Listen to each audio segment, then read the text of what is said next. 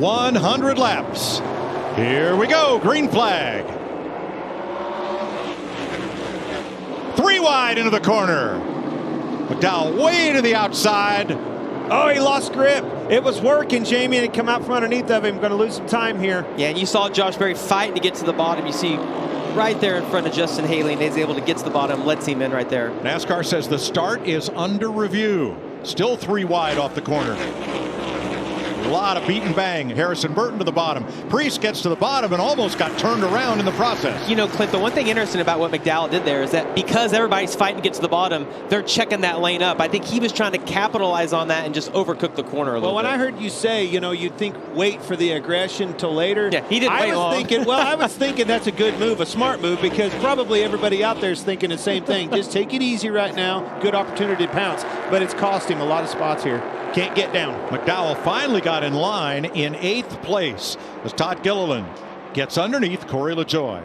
NASCAR has approved the start, and we continue. Talk about iconic paint schemes. Harrison Burton for the Wood Brothers. See how loose Harrison was getting off of the turn 4, sliding out from underneath of him there. These cars are really starting to fall apart on these long runs like we were talking about. This is what separates the men from the boys right here.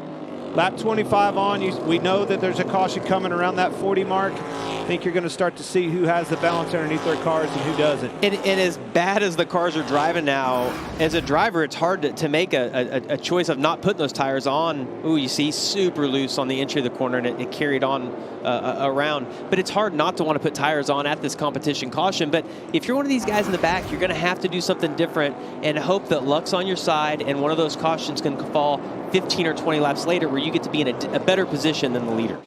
Now here's Ty Gibbs. Ty Dillon just ahead of him is going to go a lap down right here.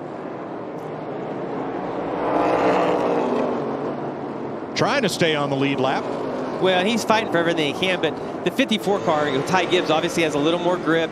And Clint, I thought he did a really good job just barely moving Dillon up the racetrack. He had to get into him a little bit on entry. Dillon's trying to stay on the lead lap, crowding down to the inside, but he's hanging on for dear life. I was going to say Dillon did a good job of crowding him too. Yeah, you know, he was doing everything racing he could do to try to block him, try to stay on this lead lap.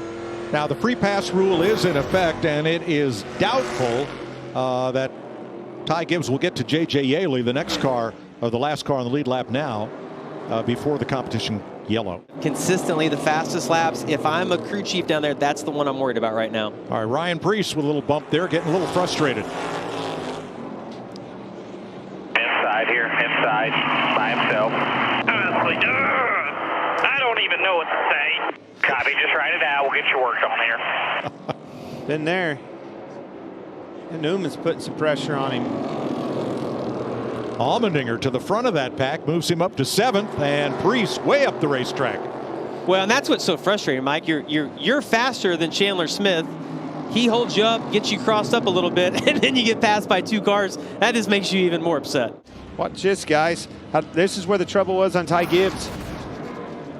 Watch the jack band here as they come around to the left side. Reaches around to get it. I don't know if his hands missed the handle or he turned the handle. Nonetheless, the car didn't go down and kind of fell off the jack as it left. $100,000. Hey, heroes one night, zeros the next. That's racing. Been there. Here they come to the Geico restart zone. It'll be 53 laps to go. Need to be hanging a left, leaning on that guy hard. Here comes Michael McDowell on the outside again, going for it. Wow. Might work this time. 3 wide off, and McDowell is still moving to the front. How about that, Jamie? Almirola. Oh, he's going to have to get down. The 10 car was able to fill that hole. 10 car's fast, even on this restart right now.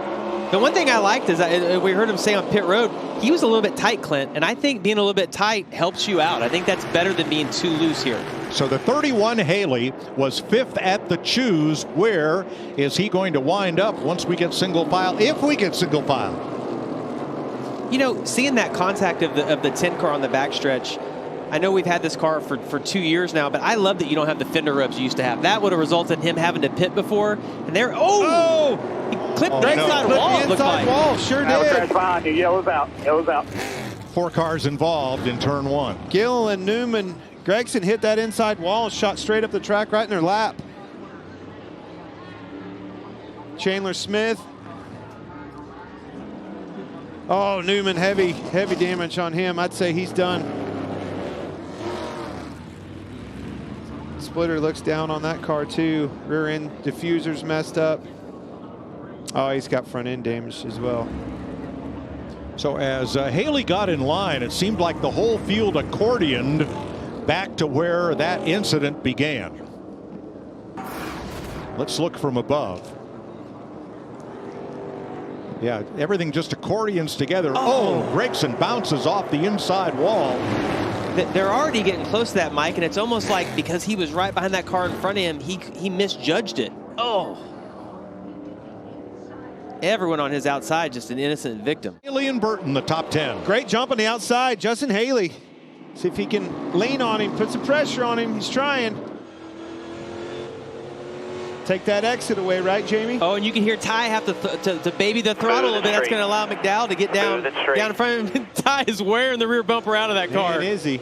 Barry zips in and around. Down. No, into the wall goes McDowell and Haley. Well, there's two more. Eliminating themselves. How about that guy? Seen him before. Ray Evernham. Won the last race here. How about that? I'm going to say most of that was caused from Ty getting into the back of McDowell, trying to get that position back, and it shoves McDowell back into Justin Haley. There's the bump from Gibbs.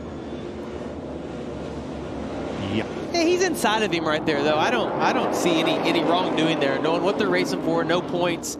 He had his tires on that concrete, was able to get a little better drive, and it just got narrow. But then all of a sudden, McDowell's in that middle lane. In a bad position. Trying to stay on the door of Gibbs, and unfortunately gets in the back of Haley and turns him around. That was kind of one of those 12 wheels corner better than 4 situations, at least for whoever was on the inside. He's cleared out on the apron. And here comes Preece on the outside. I want to get out there. But no.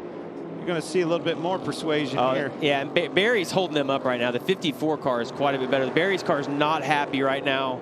Oh, he's going to let him go on the outside. I think that's a good move. Clear. Versus getting wrecked. Well, that's a smart move. Now Preece applies the bumper to Barry. That Preece is a short tracker. He'll knock him out of the way. Be 31 laps to go when they come back. Whoa, Leader had trouble getting around McDowell. Now, hey, let's go back a few laps. Remember, he moved Micahel McDowell out of the way. Oh, McDowell's retaliating on him right now. Low lead. And there goes Barry to the lead. Wow, how about this? I wondered why they were trying to fix that car on pit road. And that makes complete sense right now. Eric looking to the outside. Can he do a crossover right here? Oh, didn't stay. This is a good What a opportunity. race for the lead right now. And now Almirola's on the outside looking in. Man, did you see how close Eric was to that wall? White flag. Yeah, I don't think we've seen the last guy hit the inside wall. 3. Oh, so Harrison close. Burton just ahead. And Ty Gibbs is going to hang on for second. Josh Berry is in the NASCAR All-Star race along with Ty Gibbs. There's only one left. Now we get to see who that is. I always like that fan vote. I'll never forget when Casey Kane won that fan vote and came out there and won the All-Star race. Could not believe it. I was just thinking the same thing. That's been the best fan vote so far because he was able to come back and win the whole race. Well, we are going to announce the fan vote winner on the radio to the driver. Clint. Hey, Noah Gragson, it's Boyer and the boys up in the booth. You got me? Yes, sir. Well, buddy, I know that's not the one you wanted, that race right there. But the good news is your fans, they put you in the big dance tonight. How about that? Hell yeah. I appreciate all you fans. You guys are awesome. Heat race wasn't nearly what we wanted, but you guys make this happen. It's a dream to be able to race an all-star race and for $1 million. So thank you, all you fans, for all the support. Everybody for coming out to North Wilkesboro, and we hope to put on a good show for you guys.